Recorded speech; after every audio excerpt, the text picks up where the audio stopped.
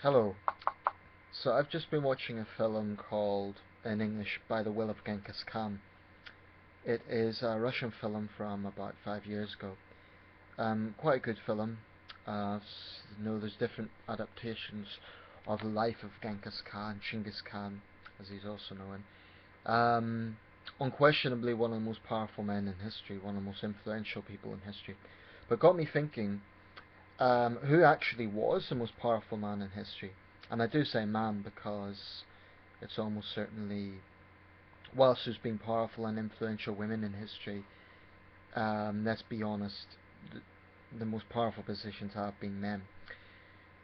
Um, it's definitely a thought-provoking question, and at first it sounds like one that would be relatively straightforward, because there's certain figures in history that do rank very highly in that sort of esteem or reputation. Genghis Khan is certainly one of them.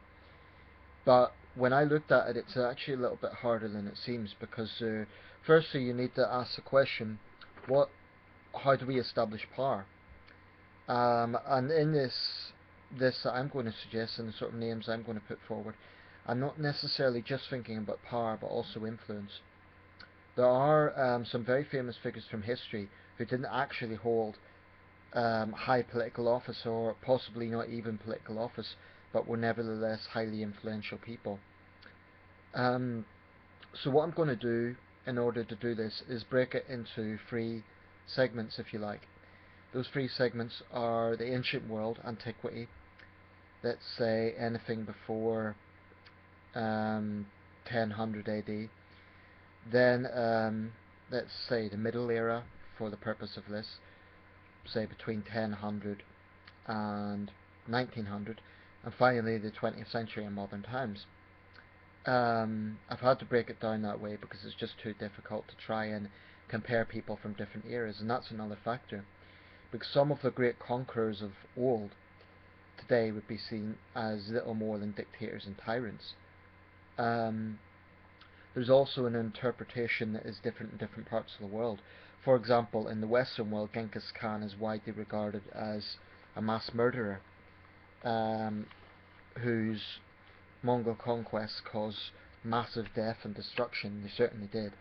But in the Eastern world, he's seen as a great cultivator.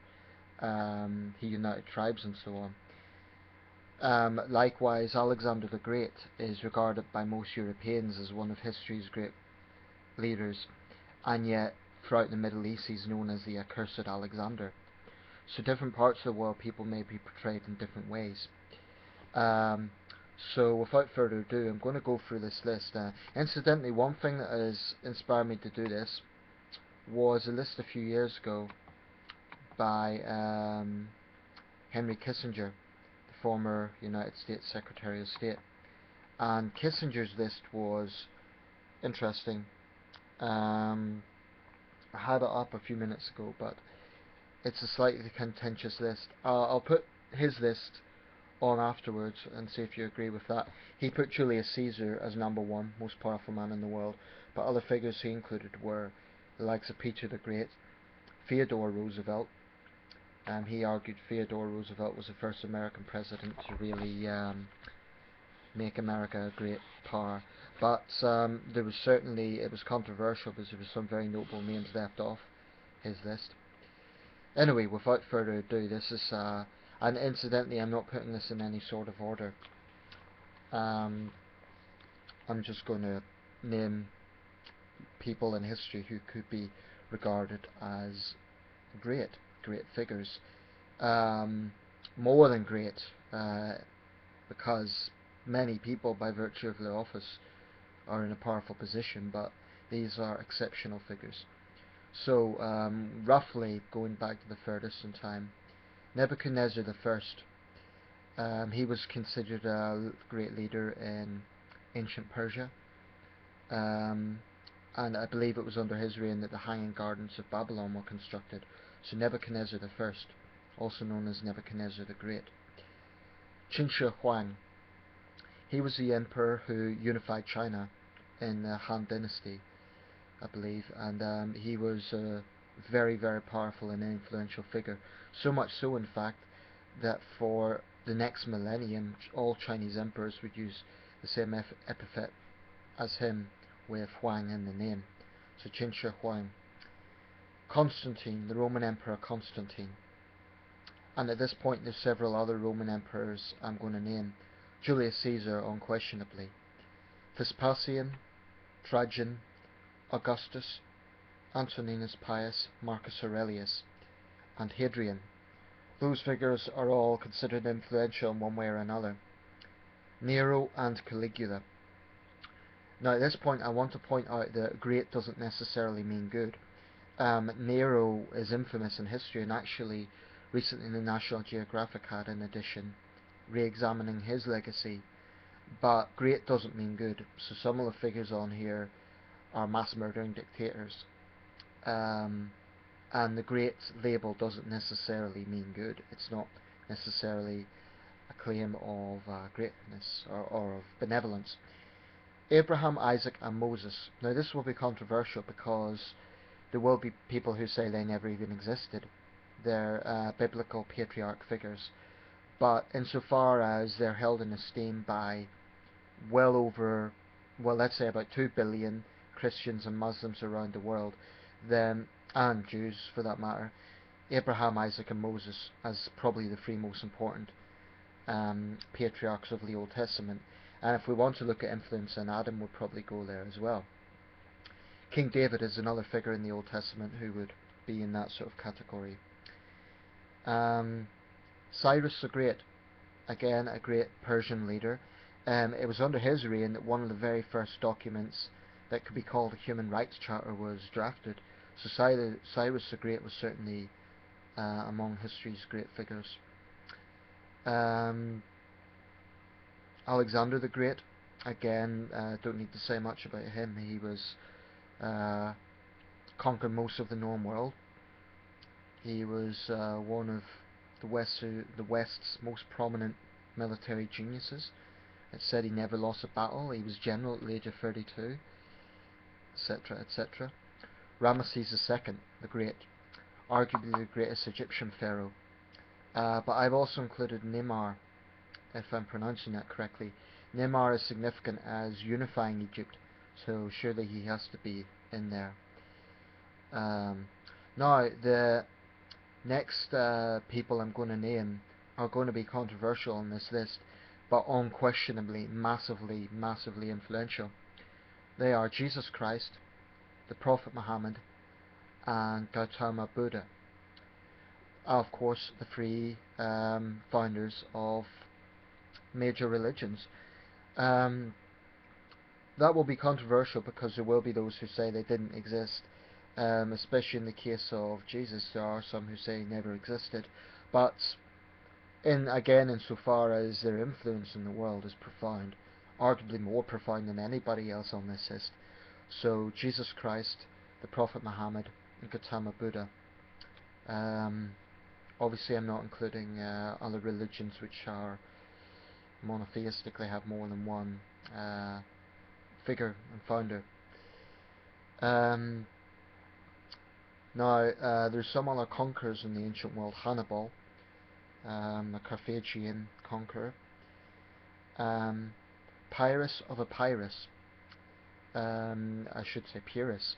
He lent his name to the term Pyrrhic victory, and he was considered one of antiquity's greatest military commanders. He's not so well known today, but he is ranked as one of antiquity's great generals, so he would probably have to be there. Scipio Africanus is another person. Again, he's hardly a household name today, but given power, given his influence, he would probably be there.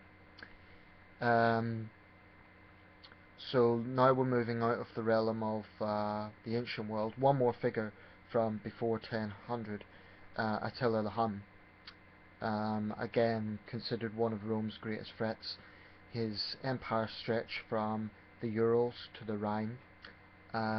He was the founder of the Hunnic Empire, so without question, Attila the Hun. Now moving into the Middle Era. Incidentally, there's bound to be people that I forget on this list, either because I've forgotten or I've left out. This is only my opinion, and It shouldn't be taken as a slur on any particular figure. Anyway, to continue, Tamerlane the Great, also known as Timur Lenk or Timur, Sword of Islam, Conqueror of the World. That was a book written about him not long ago. His plan was to basically re-envisage the empire of Genghis Khan, which leads me to Genghis Khan. Unquestionably one of history's most powerful figures. Some have even called Genghis Khan the number one, the top man. Of course that's debatable like any of these lists, but Genghis Khan is definitely up there. Ogedai Khan and Kublai Khan for expanding Genghis's empire. Genghis was the founder, but it was under Ogedai and Kublai Khan that the Mongol Empire reached its absolute peak, and it was the largest contiguous empire in history. Babur Beg was the first Mughal emperor, first Mughal leader, so he certainly should be in there. Babur Beg. Philip II of Spain, very powerful leader in his time, and certainly, I guess, a personification of Spanish power, when Spain was the most powerful country in Europe and when it was a very large empire. Napoleon Bonaparte, Ivan the Terrible, Peter the Great modernized Russia, King Henry VIII of England, who directly challenged the power of the papacy. Louis XIV, the Sun King, Europe's longest reigning monarch. Otto von Bismarck, the German leader who arguably created modern German nation state. Looking at the 19th century, we have quite a lot of figures. Britain was the superpower of the time. Of course, the British Empire was the largest empire in history, so here I put Queen Victoria, but more for influence and actual power. At this point, Britain was not an absolute monarchy. So with that in mind, some of her prime ministers would probably have to go down there. Viscount Palmerston, Benjamin Disraeli and William Gladstone, probably the three most profound prime ministers of her time, possibly the Marquess of Salisbury. And the reason I include those is not necessarily bias, but under the argument that the British Empire was the largest in history, and these men held the highest political office in empire. So by extension, they're obviously going to be influential figures. Then I think we're starting to Simon Bolivar, because he wasn't just the founding father of Venezuela. His influence went well beyond the borders of Venezuela, arguably the most important modern figure in South American history. So definitely Simon Bolivar should be there. Cecil Rhodes and David Livingstone, two of the leading proponents of British imperialism, although very different characters. Looking throughout history, there is some other influential figures in science that should argue, and science and literature that should arguably be included. William Shakespeare, one of the best-selling writers ever in any language, and arguably the father of modern English. His works have been transcribed millions of times over, so Shakespeare is definitely influential. Christopher Columbus, Galileo Galilei, St. Paul the Apostle for spreading Christianity, though the same thing goes for St. Peter. Looking back at the ancient world, Confucius, Kai Lun, who was arguably the inventor of paper, Sir Isaac Newton, Charles Darwin, Johann Gutenberg, who invented the printing press, or who's generally attributed to that. He is generally attributed to that. Now we get into some other figures in history, some women. Catherine the Great would definitely be significant. Queen Elizabeth I of England, and Cleopatra, arguably the last of the pharaohs, and of course a very historic figure in her own right. Now getting into the 20th century, there's of course a lot of figures there that can be included, and it has been called the century of the globe. So some of the figures I have for the 20th century are as follows. Benito Mussolini, Adolf Hitler, inevitably Adolf Hitler, Mustafa Kemal Ataturk, Kaiser Wilhelm II, Emperor Hirohito, in the Indian subcontinent, Mahatma Gandhi, Pandit Nehru, and Muhammad Ali Jinnah. Jinnah and Nehru, of course, the founding fathers of their nations, so both very important figures. Looking at some of the 20th century figures, in China, Sun Zhongshan, the founder of the Republic of China. In fact, looking further back in Chinese history, we probably have to look at the Empress Dowager Cixi, very controversial figure, but very powerful. Going back to the 20th century, Vladimir Lenin, absolutely Vladimir Lenin, Leon Trotsky, Joseph Stalin, without question, Chiang Kai-shek, Chairman Mao. Chairman Mao arguably was the most powerful figure of the 20th century, and the claim for that would rest in the simple fact no other person in the 20th century had such absolute power over so many people for such a long time. You could argue Stalin had pretty big sway as well, but there wasn't as many people in the Soviet Union as there were in the People's Republic of China. So from that point of view, Mao, although of course he is a deeply controversial figure, and rightly so. More recently in Chinese history, Deng Xiaoping. Winston Churchill. Now, as a Briton, I should point out Churchill didn't have absolute power, but insofar as the remit of his power was concerned, he was the Allied leader that stood alone for a year in World War II. He is considered the greatest Briton of all time, and he's world renowned, so I do think Churchill deserves a place there. World War I, David Lloyd George was a British leader in World War I. And also around the same time, King George V. Now, George V might surprise some British viewers because he's not exactly seen as one of our most prominent monarchs.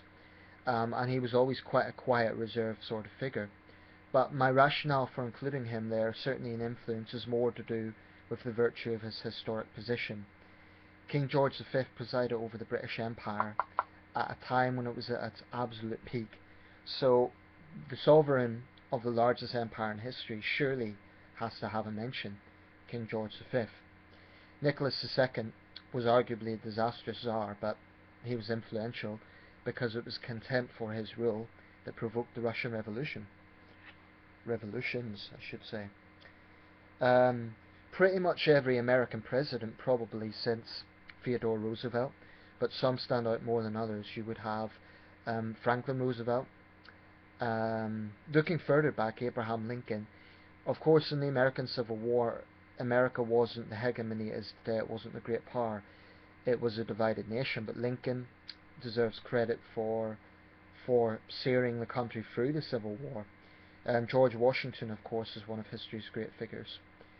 But in the 20th century, probably the most important presidents were Theodore Roosevelt, Franklin Roosevelt, Harry Truman, Dwight D. Eisenhower, John F. Kennedy, Richard Nixon, probably Lyndon Johnson, Ronald Reagan, Bill Clinton, George W. Bush, and Barack Obama.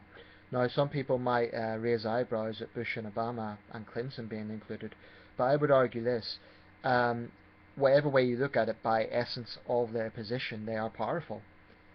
I mean, it's the world's only superpower, and they're the most powerful men in it, so they would have to be included by essence of their office. Although in history they may not rank that highly, but certainly they would deserve a mention by essence of their office. So that leads us up to modern times. Margaret Thatcher, unquestionably one of the most powerful women in history. Nelson Mandela, quite possibly the most influential man of my lifetime. Not the most powerful, because he wasn't head of a superpower or even a country that could be considered the sort of power of Russia or China, but still a massively influential figure. There's some great moral figures in history, like Martin Luther King. Again, didn't have political office, but very influential. Um, Today, well, for the last year, Forbes has named Vladimir Putin the most powerful man in the world.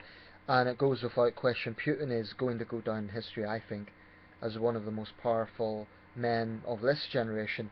Maybe not all round history, but certainly of his generation. Um, since Stalin, the only Russian leader that can really be on level with Putin, I would say, is Brezhnev. Maybe Khrushchev, but Putin really is an exceptional figure.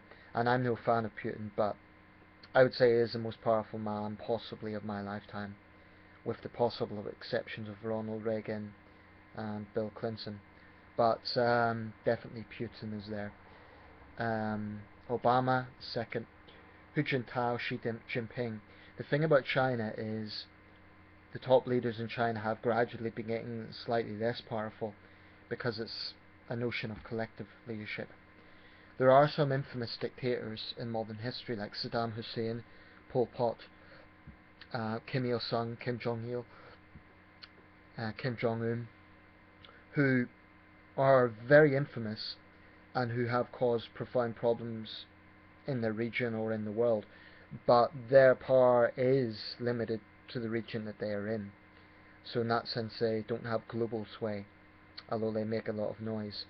Again, figures like Robert Mugabe and Idi Amin, looking further back. Today, Pope Benedict XVI, actually throughout history, various popes have been powerful. Actually, I just said Benedict XVI. Of course, we have a new pope, Pope Francis, who again would be one of the most influential men of his era. Um, and actually, in modern times, a lot of the great philanthropists and industrialists and tycoons would have to rank pretty highly. People like John D. Rockefeller, arguably the wealthiest man in history. Today, Bill Gates, possibly Carlos Slim, the Mexican billionaire, Warren Buffett, Mark Zuckerberg, a very powerful individual in the business world, and certainly given that he's the youngest billionaire, I believe, in history. Um, so that really would start to round it up. You get figures like David Cameron and Francois Hollande, Angela Merkel, who are powerful regionally but not necessarily internationally. Dilma Rousseff would be another example of Brazil. So that would probably be some of the people I would name. In absolutely no way that I want people to think that I'm comparing some of those people to others. I mean, clearly I'm not going to compare someone like Francois Hollande to Genghis Khan. So this is not meant to be an equilibrium list. It's just a lot of names that I'm throwing out for various positions of power and influence. Like I say, office in itself is a powerful position. So a president of a great nation is always going to be notable, whoever he or she is. And likewise for a prime minister of a great nation, kings and queens of great nations. By virtue of their position, they're going to be influential. Then you get some people who are held in huge regard within their own country, but not necessarily internationally. Some examples might be Ho Chi Minh in Vietnam, King Bhumipol in Thailand. People like this are held in huge esteem in their own country, but not necessarily outside it. Anyway, I'm going to leave it there. Let me know what you think of some of those names. Would there be anyone you would suggest in your own right? And don't just go by national bias. I mean, I've named a few British people there, but I've tried to justify why they should be on the list. I remember once a Turkish person telling me Kemal Ataturk was the greatest man who ever lived, but that was blatantly a nationalist bias. I think to make a claim of greatest or most powerful person in history, it can't just be from a national or even regional perspective. It has to be someone that changes the world.